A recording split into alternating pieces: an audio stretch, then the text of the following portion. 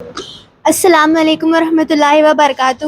سر وہ جو بولتے نا کہ کسی کے اندر حاضری آتی، تو مطلب وہ کیسے آتی؟ ایسا بولتے کہ حاضری آتی ایک مطلب سر سوال وہ ہے رہتا کیا؟ وہ کیا رہتا کچھ مطلب؟ جگہ کچھ علاقوں میں چلتا ہے، اسپیشلی گاؤں وغیرہ میں آپ دیکھیں گے کچھ عورتیں ہوتی ہے جو گھروں میں اسپیشل ایک محفل سجاتی ہے اور اس کو حاضری کی محفل بولتے ہیں کہ حاضری آتی ہے. تو اس کا عقیدہ کیا ہے میں آپ کو بتا دیتا ہوں. یہ بدعقیدہ لوگ ہیں، غلط راستے پر ہیں، یہ شیطان کی پیروی کر رہے ہیں. ان کو اللہ تعالیٰ جو ہدایت دے، صحیح دین کی سمجھ دے، ہدایت دے اللہ تعالیٰ ایسے لوگوں کو. یہ ان کے پاس عقیدہ یہ ہے، یہ بولتے ہیں کہ ان کے پاس جو ہے حضرت فاطمہ کی روح آتی ہے، جبکہ عقیدہ یہ ہے کہ برزخ میں جانے کے بعد کوئی واپس نہیں آتا. حضرت فاطمہ رضی اللہ عنہ کی روح آتی ہے، حضرت حسن حسین کی روح آتی ہے، اور یہ ان کے جسم کے اندر داخل ہوتی ہے. اس عقیدے کو بولتے ہیں حلول.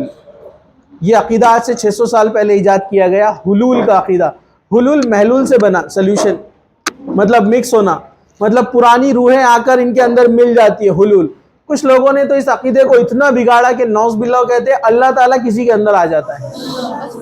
اور ایسے عقیدے کو بگاڑا صوفی لوگوں نے، جو صوفی ہے نا، صوفیزم، انہوں نے اس عقیدے کو بگاڑا.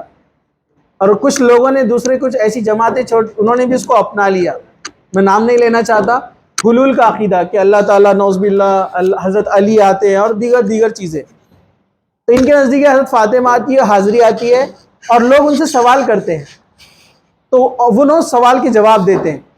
جبکہ ہوتا کیا ہے، ارے بھائی ذرا ہاں ادھر دیکھو، ذرا غور سے دھیان سے سنو. ارے آواز کہاں سے آ رہی ہے؟ ہاں چلیے، اصل میں ہوتا کیا ہے، یہ جن رہتے ہیں. کیا رہتے ہیں؟ یہ جن آتے ہیں اور ان سے آ کر کہتے ہیں ہم فلاں فلاں کی روح ہے. کون ہوتے ہیں یہ جن ہوتے ہیں، اور کہتے ہیں ہم فلاں کی روح ہے، ہم فاطمہ کی روح ہے، ہم حسن کی روح ہے، حسین رضی اللہ عنہ کی روح ہے، ایسے کہتے ہیں. تھوڑا پاز کر دو. تو ایسے ایک معاملہ ہوا کہ ہمارے ایک دوست ایک فلاں جگہ گئے، بولے وہاں پر حاضری آتی ہے. تو انہوں چلے گئے وہاں پر. انہوں حافظ تھے ہمارے دوست. ایک عورت بال پورے بکھرے ہوئے اور وہ گھوم رہی ایسے ایسے، بولے حاضری آتی. تو استغفر اللہ بولنا چاہیے. حضرت فاطمہ کو ایسا ریپرزینٹ کر رہے آپ، کتنی بری بات ہے نا. بولے حضرت فاطمہ کی روح ان کے اندر آ گئی، حاضری آ گئی. چلو اب پوچھو کس کو کیا سوال کرنے کا. ہمارے دوست بولے میں بھی پوچھ سکتا کہ بولے ان سے سوال جا کے. تو بولے ہاں. جب وہ چھوٹے، زیادہ عمر نہیں تھی ان کی، پہلے کی بات ہے، بہت پہلے کی. انہوں نے کہا کہ حضرت فاطمہ آتی ہے. بولے آپ کے پاس؟ بولے ہاں. بولے حضرت فاطمہ حافظ قرآن تھی، حافظہ تھی. بولے تو آپ سورہ بقرہ پڑھ کے سناؤ نا. بولے تو کہاں سے پڑھتے ہو؟ اب جینے وہ کہاں سے پڑھیں گے سورہ بقرہ؟ غصہ آ گیا ان کو.